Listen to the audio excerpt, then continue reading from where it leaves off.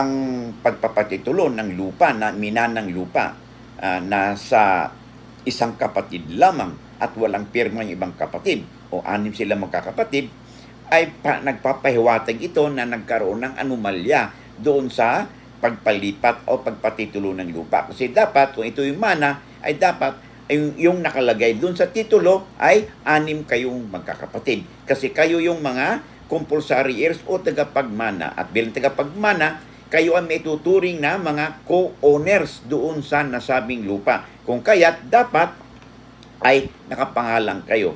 Maaari kayong mag-file ng complaint, no, laban sa inyong kapatid, no, at adverse claim upang sa ganun makansela ang titulo at maipalipat o maibalik sa inyo ang